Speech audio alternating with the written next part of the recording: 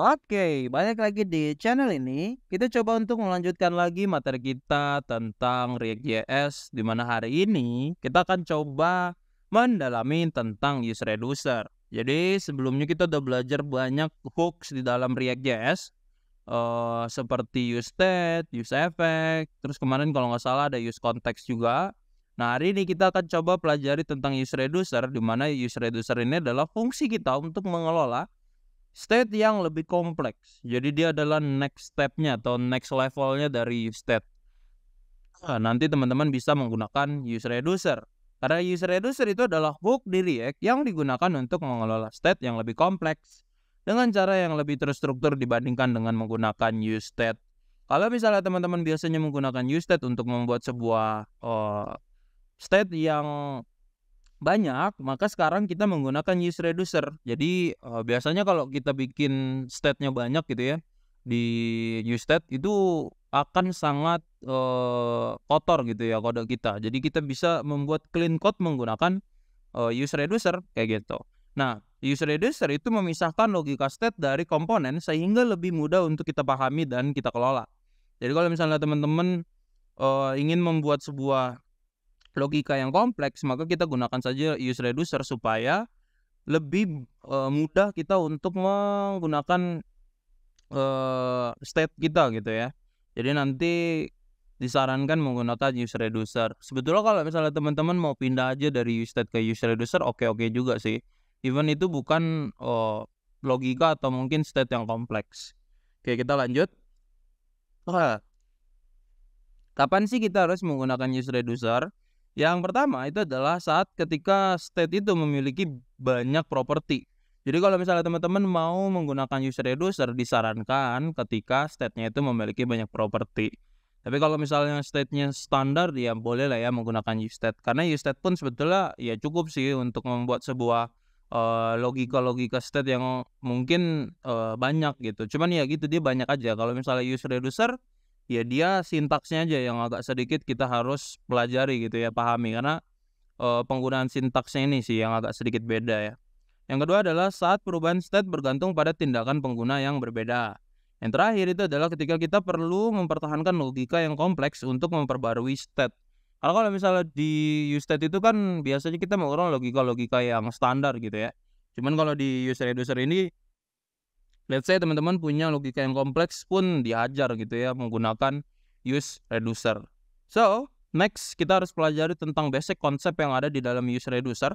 Di mana yang pertama teman-teman harus mengerti tentang state dan action.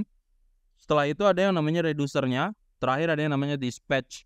Sebetulnya kalau teman-teman udah tahu tentang Redux, ini nggak terlalu sulit. Cuman memang sebelum Redux teman-teman itu disarankan untuk mempelajari use reducer dulu gitu ya.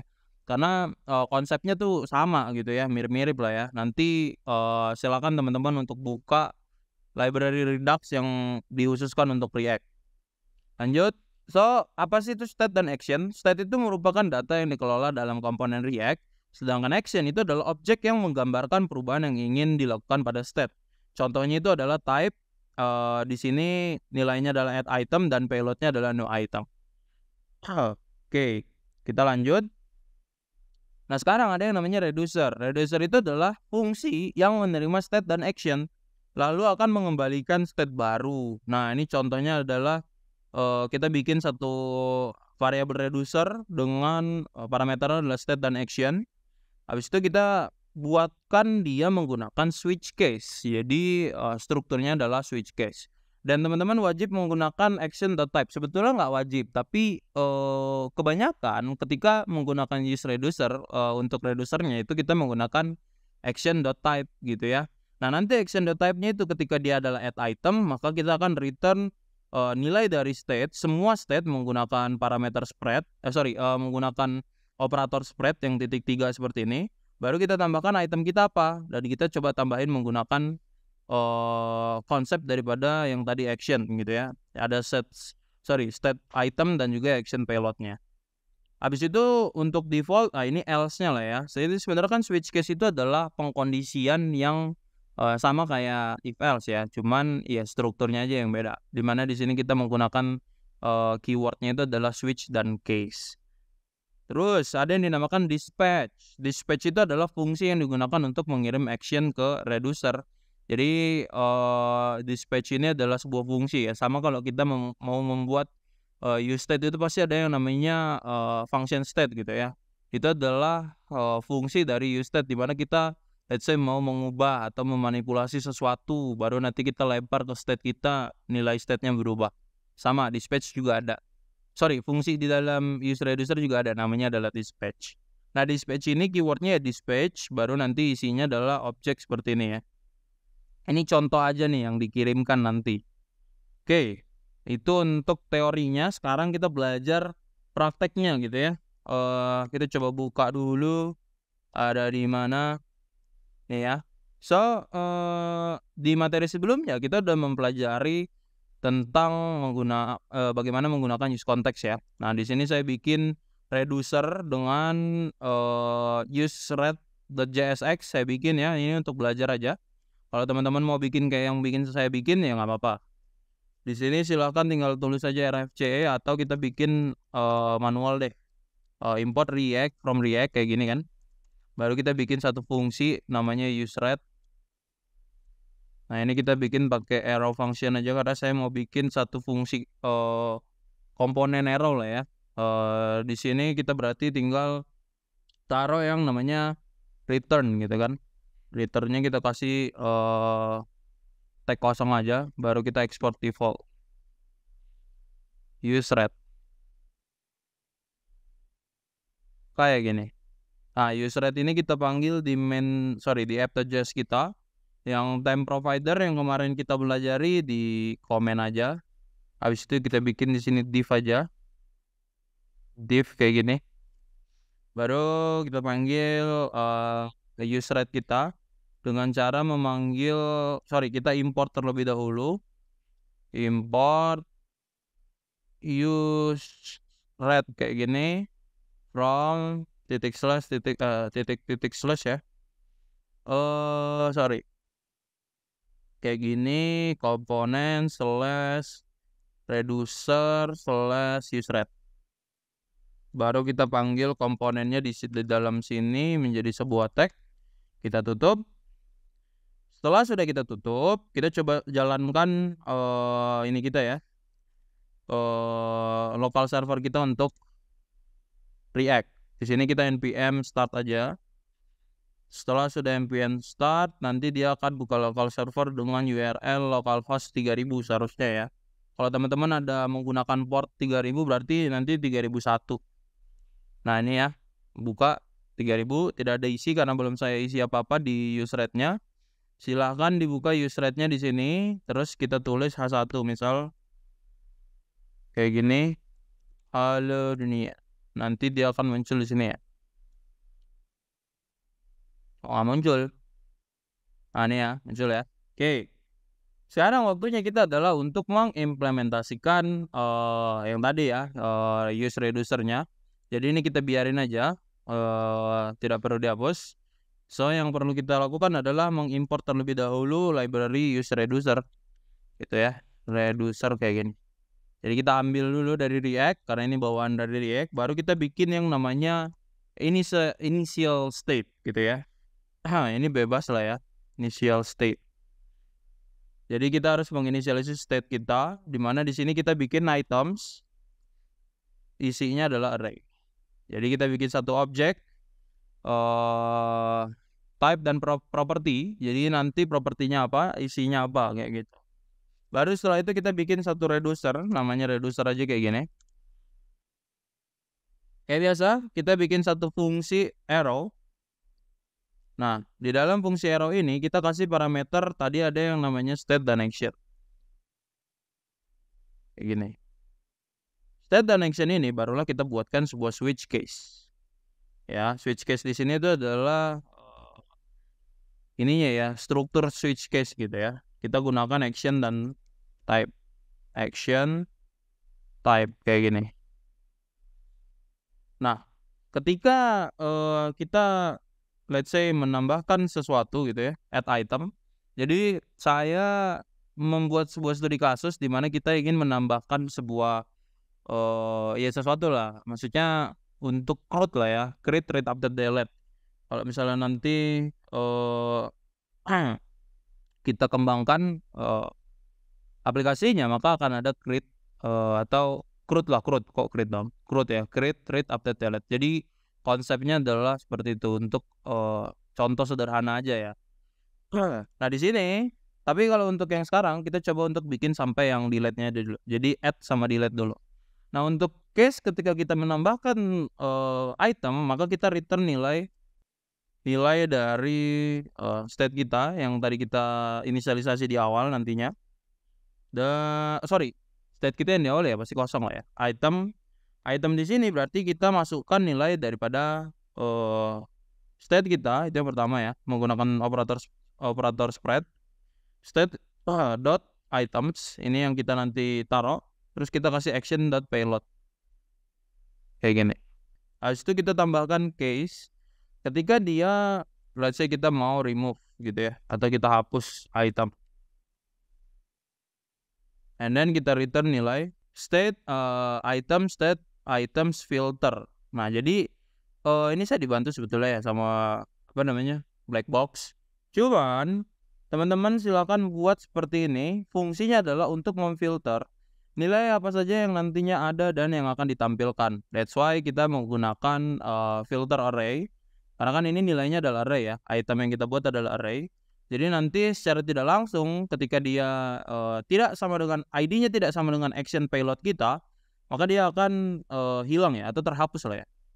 Ini action payload.id kayak gini. Oke, untuk defaultnya kita return state aja kayak gini. Oke.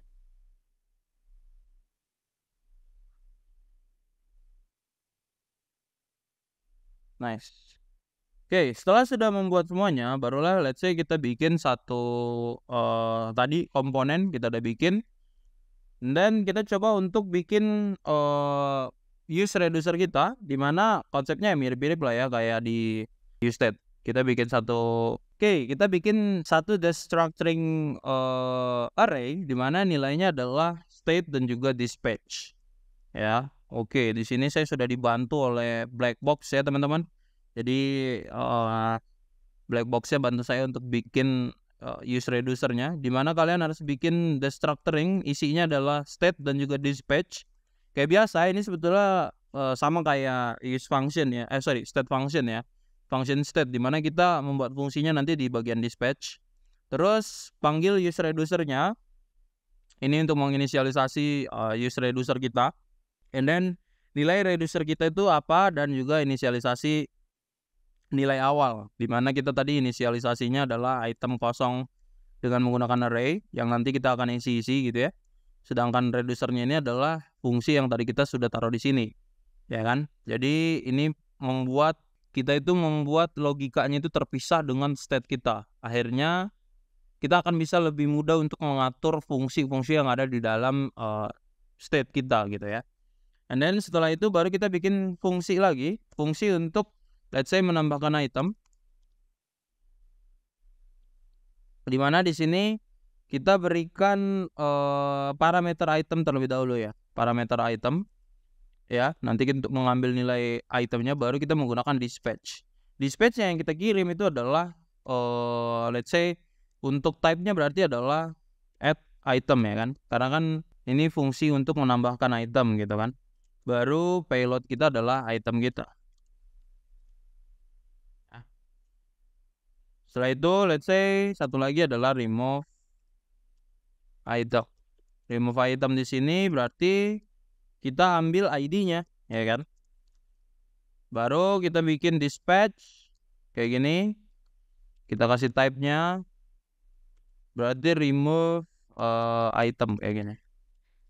Untuk payload-nya ya, fungsi kita lemparkan adalah nilai ID. Kayak gini. Oke, next. Setelah semua fungsi sudah jadi dan juga kita udah buat user reducer kita coba implementasikan. Di sini saya coba bikin div ya yang akan membungkus semua tag HTML atau JSX kita. Di sini saya bikin H2 let's say tambah barang gitu ya, kelola barang ya, karena kan nggak cuma tambah doang. Di sini kita coba bikin 2 button ya, button dengan menggunakan event onClick. Nilainya itu adalah add item, ya ini untuk menambahkan item. Let's say di sini kita bikin secara manual dulu ya. Jadi ID-nya kita bikin 1. Setelah itu kita bikin namanya itu let's say adalah milk atau susu gitu ya. Nanti kita lempar ke dalam fungsi add item, and then kita akan jalankan dispatch untuk menjalankan use reducer kita. Jadi nanti nilai state kita bisa kita panggil di dalam array. Nanti kita coba mapping gitu ya. Sini kita add aja, add milk. Ini contoh aja. Terus yang kedua misal kita untuk menambahkan telur misal gitu ya. Eggs. Sini add eggs. ID-nya kita ganti jadi 2. Nah nanti kalau ID-nya sama dia akan marah gitu ya, karena nggak boleh ID-nya sama. Biasakan ID itu selalu berbeda. Terus kita panggil di sini UL untuk mengambil list. Terus kita bikin satu mapping state, di mana nilai state ini adalah isinya itu yang ada di initial state kita ya. Jadi ya dia adalah sebuah array, maka kita bisa lakukan mapping dot items dot map kayak gini ya. Jadi nilai items kita map, baru isinya itu adalah list dengan key-nya itu adalah item.id, and then kita bikin di situ item name-nya. Jadi kita panggil aja item.name. Jadi yang ada di sini yang kita add item di sini nih. Jadi kalau misalnya teman-teman mau panggil ID-nya juga boleh. Jadi misal di sini kita bikin item.name dengan with ID kayak gini. Baru kita panggil ID-nya item ID. And then kita bikin di sini ada button ya. Dimana di sini buttonnya itu adalah untuk remove. Jadi kita panggil di sini kayak gini. And then remove item. Di sini yang kita ambil adalah item ID-nya, karena di sini untuk yang remove itu dia minta nilai ID ya teman-teman. Jadi kita lempar nilai ID, baru kita remove. Oke, paling itu aja sih. Kita coba cek di websitenya. Sekarang dia kayak gini, ya, nggak kelihatan kayak sebuah aplikasi karena belum diberikan CSS sama sekali ya. Kita bikin, coba let's say kita add. Oke, ini kalau misalnya dia add milk, maka dia akan ada milk with ID 1 gitu kan, bisa kita remove. Kayaknya kalau misalnya nggak dikasih desain jelek juga ya. Kita coba berikan desain dulu deh. Di bagian on click-nya ini kita kasih style kayak gini. Border. Di sini saya kasih solid 1 pixel black. Bisa nggak? Saya copy aja kodenya sama, terus kita kasih margin lah ya. Di sini saya kasih style dulu, display flex,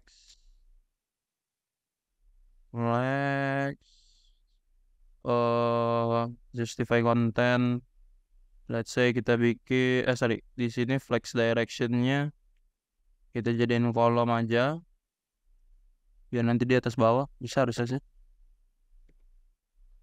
Nah kayak gini, and then kita kasih margin deh, margin top.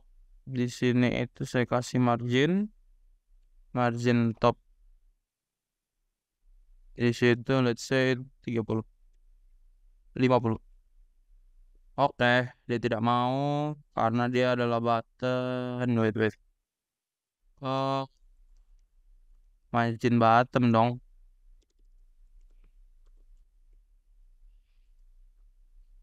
Kayak gini. Nah ya, kejauhan. Kayak gini. So ketika kita add milk, maka dia akan ada milk with ID 1. Ketika kita add eggs, maka dia akan ada eggs with ID 2. Saya remove di sini maka dia akan hilang, saya remove juga di sini maka dia akan hilang. Seperti itu untuk menggunakan use reducer. Jadi teman-teman seharusnya sudah mengerti untuk menggunakan use reducer, di mana kita akan memisahkan fungsinya daripada nilai dari state kita. Kalau di use state kan dia fungsi sama state-nya ada di dalam satu hal yang sama ya. Jadi nanti dia untuk yang tidak kompleks sih oke-oke aja. Cuman kalau yang kompleks kayak gini gitu kan, kita ada banyak membuat fungsi, terus juga nilai propertinya juga ada banyak gitu ya. Kita isi di dalam si nilai daripada initial state kita yang kita lempar dari dispatch gitu ya. Karena fungsi untuk menambahkan dan juga mengurangi itu ada di bagian dispatch-nya. Karena kan kita mengambil fungsi daripada fungsi reducer di sini. Kayak gitu. Oke, mungkin itu aja untuk video kita kali ini. Terima kasih untuk teman-teman yang sudah mempelajari dan nanti silahkan dipraktekkan. Thank you guys untuk yang udah like dan juga komen. Silahkan kalau punya pertanyaan juga komen juga ya, jangan lupa. Oke, itu aja dan jangan lupa untuk terus belajar. Thank you semua.